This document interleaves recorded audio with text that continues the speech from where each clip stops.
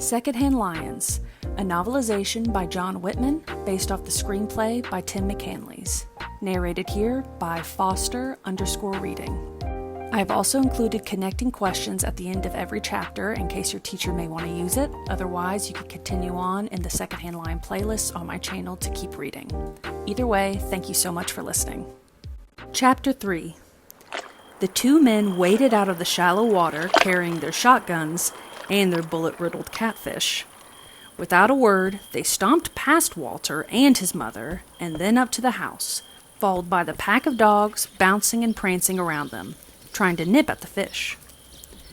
As they passed, Walter got a better look at them. They were old men, some were past 60 by the wrinkles on their faces. But they moved like men much younger. They had more spring in their step than most of the men his mother dated. Though he didn't speak, one of them, a hard-looking man with a face like stone, cast a flinty eye on the boy. It was the look of a man who had seen a whole lot of the world and didn't think much of Walter's place in it. I don't think you heard me, May tried again. I said... We heard you, snapped one. We're old, the other one, the stone-faced one, snarled. Leave us alone. May gave them a helpless shrug. But Uncle Hub, he won't be any trouble. Hub, the man with the stone face, sneered. The last thing we need is some little sissy boy hanging around all summer. The two men stormed into the old house. Walter, honey, May said, smoothing back her hair. Why don't you stay out here and play? Before he could reply, she followed the two old men into the house. Walter heard voices fading away into the guts of the building. His mother's plea drifted out. He can help out here, do chores. Help out? Look at him. The kid's a weenie. That's why he needs to be around real men, she pleaded, like you two.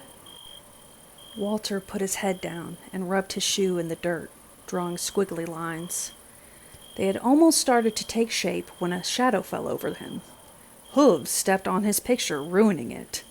Walter heard a snort and looked up. He was staring right at the pig, which was staring back.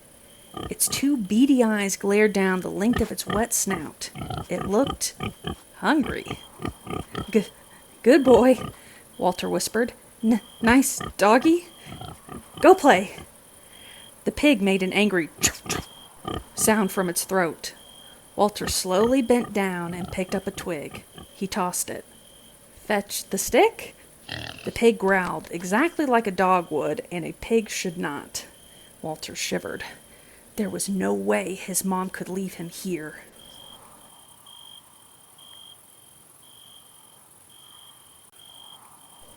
A half hour later, his mom was leaving him there.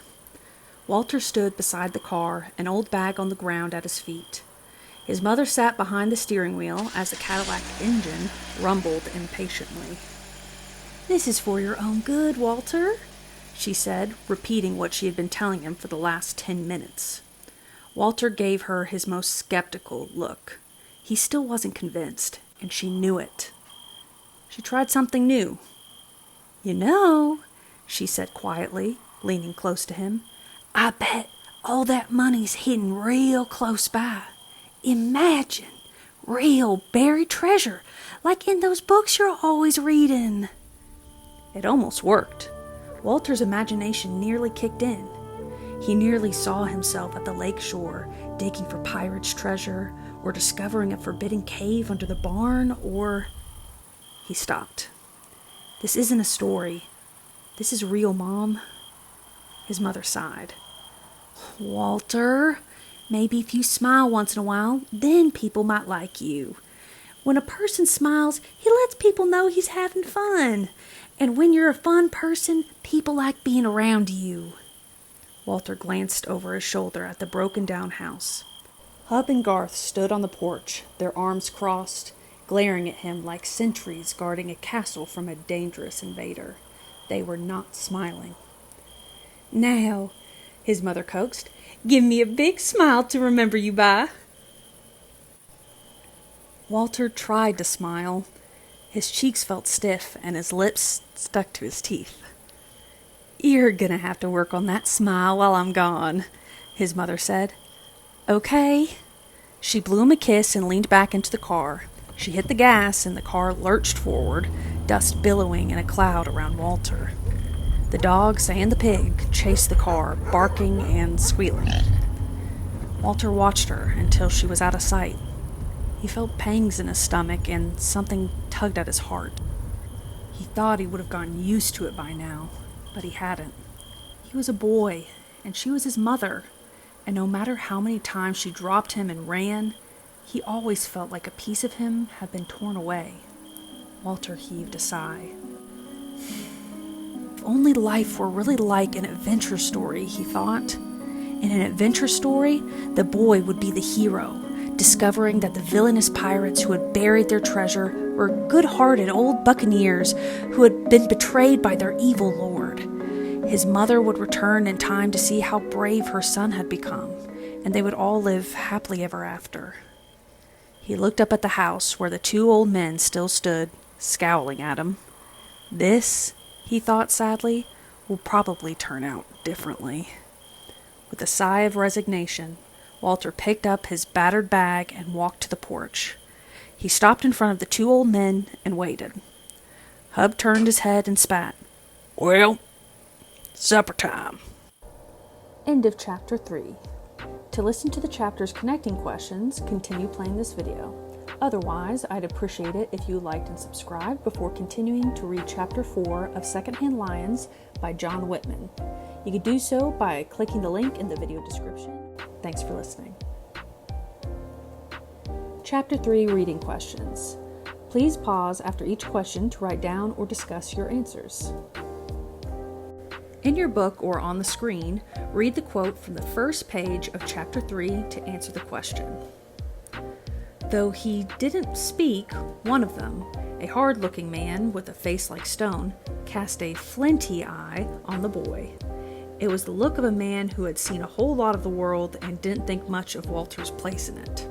Chapter 3, page 12. In this context, what do you think the word flinty means? A. Sadly. B. Embarrassingly. C. Harshly. Or D. Curiously. Please write out the word along with the letter. Number 2. Based on what Walter overheard while they were speaking without him, how do you think the uncles feel about Walter? Do you think May feels the same way about her son? Bring up specific words used in the story to defend your answer. Number 3. In your book or on the screen, read the quote from the third page of Chapter 3 to answer the question. His mother sat behind the steering wheel as the Cadillac's engine rumbled impatiently. "This is for your own good, Walter," she said, repeating what she had been telling him for the last 10 minutes. End of quote. The author chose to use personification when describing the Cadillac in this quote. Why do you think the author chose the words he did, and what do you think the deeper meaning behind using the word impatiently is?